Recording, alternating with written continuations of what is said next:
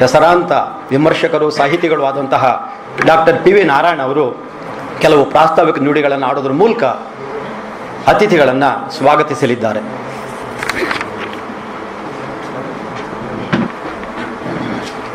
ಎಲ್ಲರಿಗೂ ನಮಸ್ಕಾರ.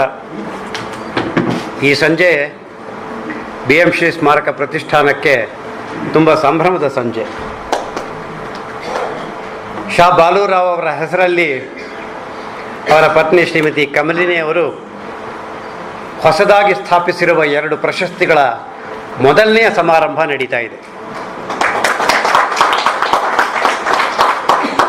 ಶಾ ಬಾಲೂರಾವ್ ಕೇಂದ್ರ ಸಾಹಿತ್ಯ ಅಕಾಡೆಮಿಯಲ್ಲಿ ತಮ್ಮ ಇಡೀ ಸೇವೆಯನ್ನು ಸಲ್ಲಿಸಿ ಬೇಕಾದಷ್ಟು ಸಾಹಿತ್ಯ ರಚನೆಯನ್ನು ಮಾಡಿದ್ರೂ ಕೂಡ ನಾಡಿನಿಂದ ದೂರ ಇದ್ದದ್ರಿಂದ ಪ್ರಾಯಶಃ ಅವರು ಬರಬೇಕಾಗಿದ್ದಂತಹ ಪ್ರಸಿದ್ಧಿ ಅವರಿಗೆ ಬರಲಿಲ್ಲ. 30-35 ವರ್ಷಗಳ ಹಿಂದೆ ಅಂತ ಕಾಣಿಸುತ್ತೆ. ನಾನು ಸ್ವಲ್ಪ ಪ್ರಕ್ಷುಬ್ಧ ಮನಸ್ಸಿನವನು. ಆಗ ಅವ್ರಿಗೊಂದು ಕಾಗದ ಬರೆದಿದ್ದೆ.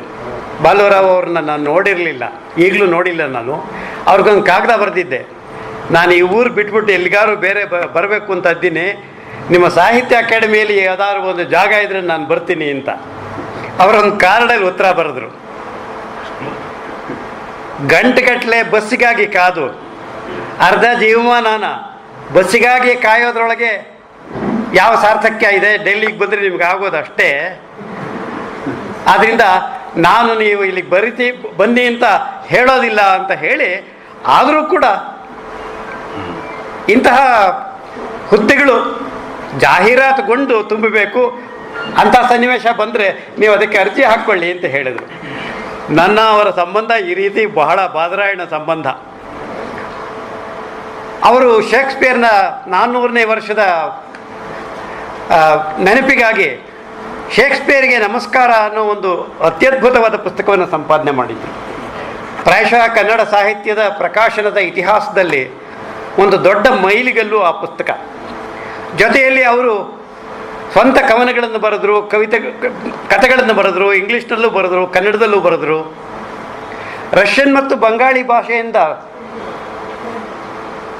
ನೇರವಾಗಿ ಕನ್ನಡಕ್ಕೆ ಕವಿತೆಗಳನ್ನು ಅನುವಾದ ಮಾಡಿದರು. ಅಂದರೆ ಸವ್ಯಸಾಚಿ ಅಂದರೆ 2 ರೀತಿಯಲ್ಲಿ ಕೆಲಸ ಮಾಡೋರು, ಎಡಗೈ ಬಲಗೈ. ಇವರು 4 ಕೈಗಳಲ್ಲಿ ಮಾಡಿದ್ರು. ಇವರು ಕನ್ನಡದಲ್ಲೂ ಮಾಡಿದ್ರು, ಇಂಗ್ಲೀಷ್ನಲ್ಲೂ ಮಾಡಿದ್ರು, ಸ್ವಂತವೂ ಬರೆದ್ರು, ಅನುವಾದಗಳನ್ನು ಮಾಡಿದ್ರು. ಅಂತಹ ಮಹನೀಯರ ಹೆಸರಲ್ಲಿ BMC ಅವರ ಮೊಮ್ಮಗಳು ಶ್ರೀಮತಿ ಕಮಲಿನಿ ಅವರು ತಮ್ಮ ತಾತನ ಹೆಸರಲ್ಲಿ ಒಂದು ದೊಡ್ಡ ಪ್ರಶಸ್ತಿಯನ್ನು ನಮ್ಮ ಪ್ರತಿಷ್ಠಾನದಲ್ಲೇ ಸ್ಥಾಪನೆ ಮಾಡಿದ್ದಾರೆ. ಕಳೆದ ಜನವರಿ 3ನೇ ತಾರೀಕು ಅದರ 2ನೆಯ ಸಮಾರಂಭವನ್ನು ನಾವು ಇಂಡಿಯನ್ ಇನ್ಸ್ಟಿಟ್ಯೂಟ್ ಆಫ್ ವರ್ಲ್ಡ್ ಕಲ್ಚರ್ನಲ್ಲಿ ಇಟ್ಕೊಂಡಿದ್ವಿ. ಈ ವರ್ಷ ತಮ್ಮ ದಿವಂಗತ ಯಜಮಾನರ ಹೆಸರಲ್ಲಿ 2 ಪ್ರಶಸ್ತಿಗಳನ್ನು ಸ್ಥಾಪನೆ ಮಾಡಿದ್ದಾರೆ. ಜೊತೆಗೆ ನಾನು ಮತ್ತೆ ಹೇಳಬೇಕು, ಕಮಲಿನಿಯವರು BMC ಸ್ಮಾರಕ ಪ್ರತಿಷ್ಠಾನದ ಮಟ್ಟಿಗೆ ಅತ್ತಿಮೊಬ್ಬೆ. ಅದಕ್ಕೆ 15 ಲಕ್ಷ ರೂಪಾಯಿಗಳನ್ನು ದತ್ತಿಯಾಗಿಟ್ಟರು. ಬಾಲೂರಾವ್ ಪ್ರಶಸ್ತಿಗೆ 10 ಲಕ್ಷ ರೂಪಾಯಿನ ದತ್ತಿಯಾಗಿಟ್ಟಿದ್ದಾರೆ. ಜೊತೆಗೆ ಅವರ ಹಿಂದೆ ಒಂದು ಸಲ ಬಂದಾಗ ಈ ಪ್ರತಿಷ್ಠಾನ ನೋಡಿ, ಯಾಕೆಂದರೆ ಈ ಪ್ರತಿಷ್ಠಾನ ಕಟ್ಟಿದ್ದೆಲ್ಲ ಸರ್ಕಾರಿ ಕಾಂಟ್ರಾಕ್ಟರ್ಗಳು. ಯಾಕೆಂದರೆ ನಮಗೆ ಸಂಸದರು, ಶಾಸಕರು ಇವರುಗಳ ಕ್ಷೇತ್ರಾಭಿವೃದ್ಧಿ ನಿಧಿಯಿಂದ ಕೊಟ್ಟಂತಹ ಹಣದಲ್ಲಿ ಅವರೇ ಕಟ್ಟಿಸ್ಕೊಟ್ಟಿರೋದು.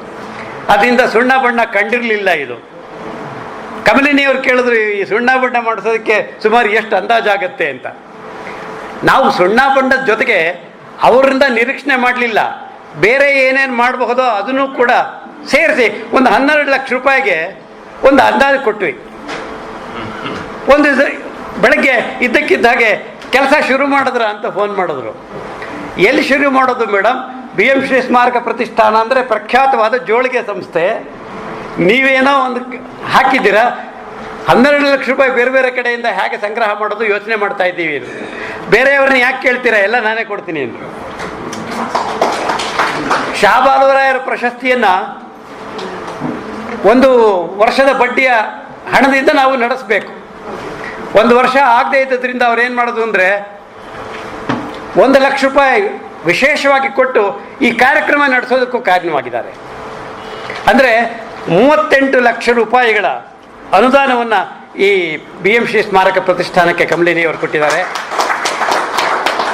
ನಮಗೆ ಇರುವಂತಹ 3 ಬಹಳ ಪ್ರಖ್ಯಾತವಾದ ಮಹತ್ವವಾದ ಪ್ರಶಸ್ತಿಗಳು BMC ಪ್ರತಿಷ್ಠಾನದಲ್ಲಿ ಅಂದರೆ ಶ್ರೀ ಸಾಹಿತ್ಯ ಪ್ರಶಸ್ತಿ, ಶ್ರೀಮತಿ ಸಾವಿತ್ರಮ್ಮ ಮತ್ತು ಪ್ರೊಫೆಸರ್ MAC ಪ್ರಶಸ್ತಿ ಮತ್ತು ಶಾ ಬಾಲುರಾವ್ ಪ್ರಶಸ್ತಿಗಳು. ನಮಗೆ ತುಂಬ ಸಂತೋಷವಾಗಿದೆ. ಈ ಮೊದಲನೆಯ ಪ್ರಶಸ್ತಿಯ ಕಾರ್ಯಕ್ರಮ ಇಷ್ಟು ಜನಗಳ ಮುಂದೆ ಕನ್ನಡದ ಸಾಹಿತ್ಯದ ಅಭಿಮಾನಿಗಳು, ಶಾ ಬಾಲುರಾವ್ ಅಭಿಮಾನಿಗಳು, BM ಶ್ರೀ ಅವರ ಅಭಿಮಾನಿಗಳು ಸೇರಿರುವಂತಹ ಸಭೆ ನಮಗೆ ತುಂಬ ಸಂತೋಷವನ್ನು ಕೊಟ್ಟಿದೆ.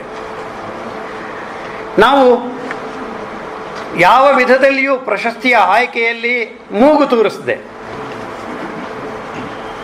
ಕೆಲವು ವಿಮರ್ಶಕರನ್ನು ಆಯ್ದು ಅವರಿಗೆ ಬಂದಿರುವ ಕೃತಿಗಳನ್ನು ಒಪ್ಪಿಸಿದ್ವಿ. 35 ವರ್ಷದ ಒಳಗಿನ ಲೇಖಕ ಅಥವಾ ಲೇಖಕಿ ಪ್ರಕಟಿಸಿರುವ 2013ರಲ್ಲಿ ಪ್ರಕಟಿಸಿರುವ ಮೊದಲನೆಯ ಕೃತಿಗೆ 25,000 ರೂಪಾಯಿಗಳ ಒಂದು ಪ್ರಶಸ್ತಿ ಬಹುಮಾನ ಆಯಿತು. ಶಾ ಬಾಲುರಾವ್ ಯುವ ಬರಹಗಾರ ಪ್ರಶಸ್ತಿ ಅಂತ. ಆಶ್ಚರ್ಯ ಏನು ಅಂದರೆ ಸುಮಾರು 50 ಕೃತಿಗಳು ಈ ಪ್ರಶಸ್ತಿಗಾಗಿ ಸ್ಪರ್ಧೆಗಾಗಿ ಬಂದಿದ್ದು. ಹಾಗೆ ಅನುವಾದ ಪ್ರಶಸ್ತಿ ಬೇರೆ ಯಾವುದೇ ಭಾಷೆಯಿಂದ ಕನ್ನಡಕ್ಕೆ ಮತ್ತು ಕನ್ನಡದಿಂದ ಇಂಗ್ಲೀಷ್ಗೆ ಅನುವಾದವಾಗಿರುವ 2013ರಲ್ಲಿ ಮೊದಲನೇ ಮುದ್ರಣವಾಗಿ ಬಂದಿರುವ ಯಾವುದೇ ಕೃತಿ ಆಗಬಹುದು ಅಂತ ಹೇಳಿದಾಗ ಅದಕ್ಕೂ ಕೂಡ ಸುಮಾರು 50 ಕೃತಿಗಳು ಬಂದವು. ಹೀಗಾಗಿ ಮೊದಲನೆಯ ಪ್ರಶಸ್ತಿಯೇ ಕರ್ನಾಟಕದಾದ್ಯಂತ ಯುವ ಬರಹಗಾರರನ್ನು ಮತ್ತು ಅನುವಾದಕರನ್ನು ಉತ್ತೇಜಿಸಿದ್ದು ನಮಗೆ ತುಂಬ ಸಂತೋಷವನ್ನು ಉಂಟು ಮಾಡಿದೆ. ನಾವು ಒಂದೊಂದಕ್ಕೂ ಇಬ್ಬರು ವಿಮರ್ಶಕರನ್ನು ಕೇಳಿಕೊಂಡು ಯುವ ಬರಹಗಾರ ಪ್ರಶಸ್ತಿಗೆ ಆಯ್ಕೆ ಮಾಡುವುದಕ್ಕಾಗಿ ಡಾಕ್ಟರ್ ಲಕ್ಷ್ಮೀನಾರಾಯಣ ಅವ್ರನ್ನ ಮತ್ತು ಡಾಕ್ಟರ್ ಸುರೇಶ್ ನಾಗಲಮಡಿಕೆ ಅವ್ರನ್ನ ಕೇಳಿಕೊಂಡಾಗ ಅವರ 50 ಕೃತಿಗಳನ್ನು ಓದಿ ತಮ್ಮ ತೀರ್ಪನ್ನು ನಮಗೆ ಬರೆದು ಕೊಟ್ಟರು. ಆ ಪ್ರಕಾರವೇ ಶ್ರೀಮತಿ ಅಲಕಾ ಅವರಿಗೆ ಶಾಲ್ಮಲಿಯ ಹೊನಲಲ್ಲಿ ಅನ್ನುವ ಕೃತಿಗೆ ಆ ಯುವ ಬರಹಗಾರ ಮೊದಲನೆಯ ಪ್ರಶಸ್ತಿ ಬಂದಿದೆ. ಹಾಗೆಯೇ ಅನುವಾದ ಪ್ರಶಸ್ತಿಗೆ ಪ್ರೊಫೆಸರ್ NS ರಾಘವನ್ ಮತ್ತು ಡಾಕ್ಟರ್ ಅನ್ನದಾನೇಶ್ ಇಬ್ಬರನ್ನ ಕೇಳಿಕೊಂಡು ಅವರು 55 ಕೃತಿಗಳನ್ನು ಓದಿ ಉರ್ದುವಿನಿಂದ ಕನ್ನಡಕ್ಕೆ ಬಂದಿರುವ ಸಂರಚನೋತ್ತರವಾದ ಮತ್ತು ಪ್ರಾಚ್ಯ ಕಾವ್ಯ ಮೀಮಾಂಸೆ ಎನ್ನುವ ಅತ್ಯುತ್ಕೃಷ್ಟವಾದ ಒಂದು ಕಾವ್ಯ ಮೀಮಾಂಸೆಯ ಕೃತಿಯನ್ನು ಡಾಕ್ಟರ್ ತಿಪ್ಪೇಸ್ವಾಮಿಯವರು ಕನ್ನಡಕ್ಕೆ ಅನುವಾದ ಮಾಡಿದ್ದಾರೆ. ಅವರಿಗೆ ಆ ಪ್ರಶಸ್ತಿ ಬಂದಿದೆ. ವೈಶಿಷ್ಟ್ಯ ಏನು ಅಂದರೆ ಅಲಕಾ ಅವರದು ಮೊದಲನೆಯ ಕೃತಿ, ತಿಪ್ಪೇಸ್ವಾಮಿ ಅವರದು 70ನೇ ಕೃತಿ.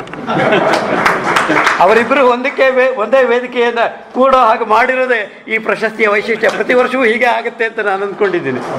ಅಂದರೆ ಜನರೇಷನ್ ಗ್ಯಾಪ್ ಇಲ್ಲಿ ಇಲ್ಲವೇ ಇಲ್ಲ. ಸಾಹಿತ್ಯದಲ್ಲಿ ಜನರೇಷನ್ ಗ್ಯಾಪ್ ಇಲ್ಲದೇ ಇರೋ ಹಾಗೆ ಮಾಡಿರೋದು ಈ ಶಾ ಬಾಲುರಾವ್ ಪ್ರಶಸ್ತಿಗಳು.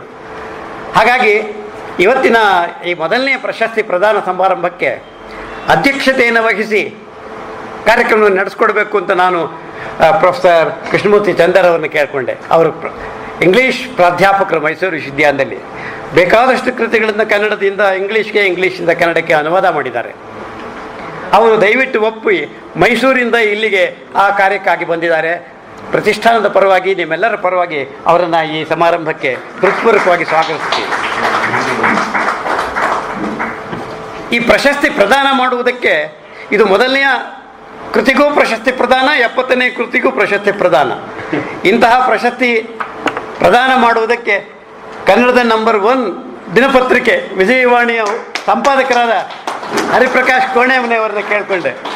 ಅವರು ಒಪ್ಪಿ ದಯವಿಟ್ಟು ಬಿಡುವು ಮಾಡಿಕೊಂಡು ಇಲ್ಲಿಗೆ ಬಂದ್ದಾರೆ. ಅವರು ತುಂಬ ಒಂದು ದಿನಪತ್ರಿಕೆಯ ಅದು ಬಡ್ಜೆಟ್ ನಿನ್ನೆ ತಾನೇ ಆಗಿದೆ.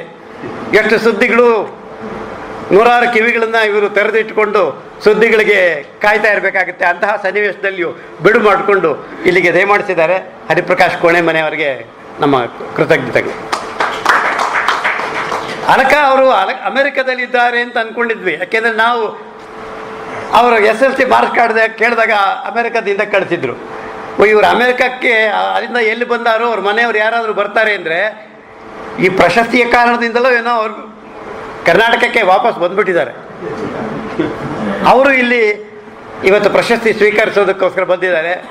ನಿಮ್ಮೆಲ್ಲರ ಪರವಾಗಿ ಶ್ರೀಮತಿ ಅಲಕ ಅವರಿಗೆ ಸ್ವಾಗತ. ಡಾಕ್ಟರ್ ತಿಪ್ಪೇಸ್ವಾಮಿ ಅವರು ಇಂತಹ ಎಷ್ಟೋ ಸಮಾರಂಭಗಳನ್ನು ಅವರು ಹೆದರಿಸಿರುವವರು.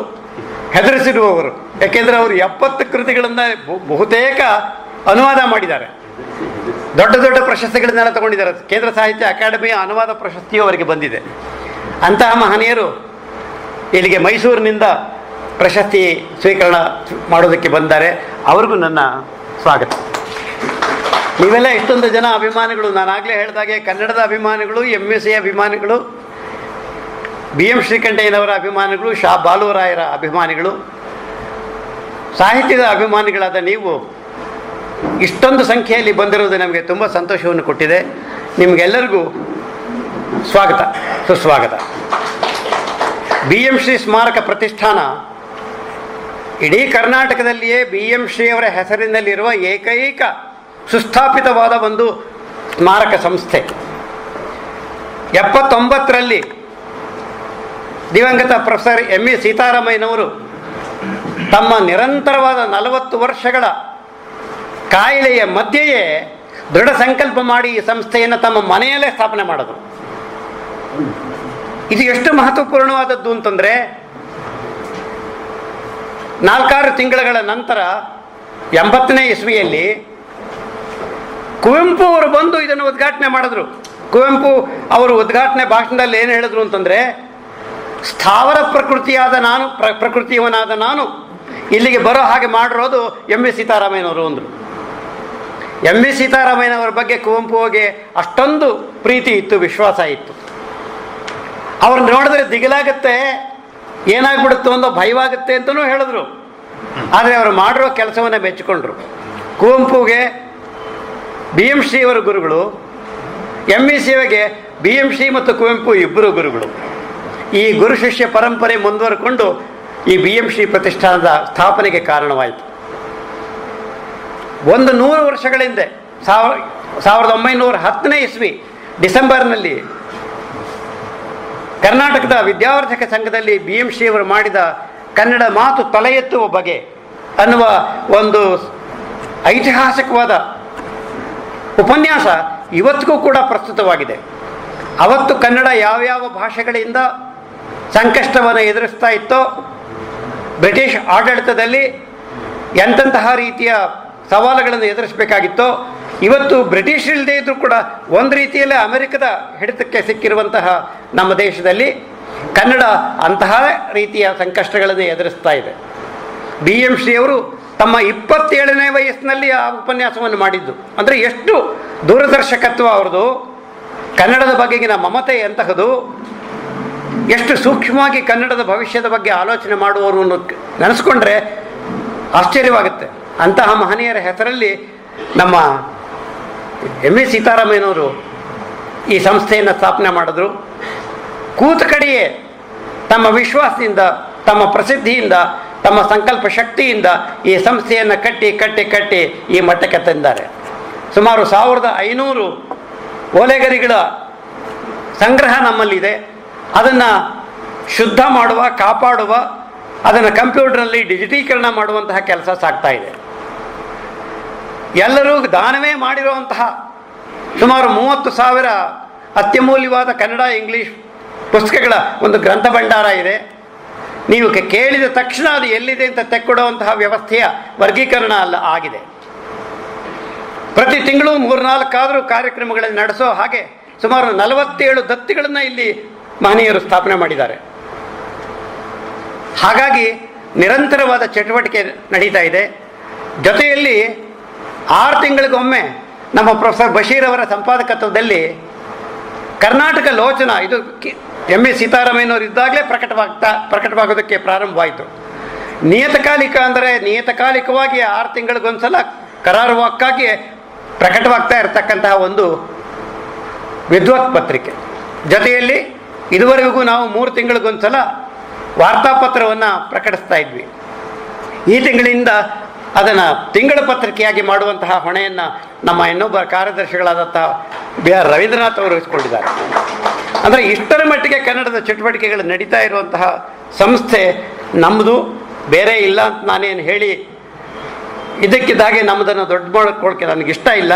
ಆದರೆ ನಮ್ಮ ಸಂಸ್ಥೆ ತನ್ನ ಪರಿಮಿತವಾದ ಸಂಪನ್ಮೂಲದಲ್ಲಿ ಏನೇನು ಮಾಡಬಹುದು, ಪ್ರಾಯಶಃ ಅದಕ್ಕಿಂತ ಒಂದು ಗುಂಜಿ ತೂಕ ಹೆಚ್ಚಿನ ಕೆಲಸವನ್ನು ಮಾಡ್ತಾ ಇದೆ.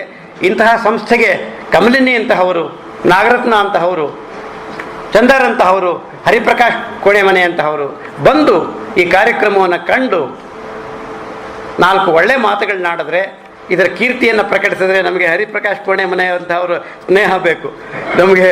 ಏಕೆಂತಂದರೆ BMC ಪ್ರತಿಷ್ಠಾನ ಏನು ಕೆಲಸ ಮಾಡ್ತಾ ಇದೆ ಅಂತ ಕರ್ನಾಟಕದ ಉದ್ದಗಲಕ್ಕೆ ತಿಳಿಸಬಹುದಾದವರು ಅವರು. ನಾವು ಎಷ್ಟು ಜೋರಾಗಿ ಕಿರ್ಚಿಕೊಂಡ್ರು ರೋಡ್ವರೆಗೂ ಕೇಳಿಸ್ಬೋದು. ಆದರೆ ಅವ್ರು 4 ಮಾತು ಬರೆದ್ರೆ 10 ಕಡೆ 12 ಕಡೆ ಪ್ರಿಂಟ್ ಆಗ್ತಾ ಇರೋ ವಿಜಯವಾಣಿ ನಿಜವಾಗಿಯೂ ವಿಜಯವಾಣಿಯಾಗಿ ವಿಜೃಂಭಿಸುತ್ತೆ. ಇಷ್ಟು ಮಾತುಗಳನ್ನು ಪ್ರಾಸ್ತಾವಿಕವಾಗಿ ಹೇಳಿ ನೀವೆಲ್ಲ ಬಂದಿರತಕ್ಕಂಥದ್ದು ತುಂಬ ಸಂತೋಷವಾಗಿದೆ.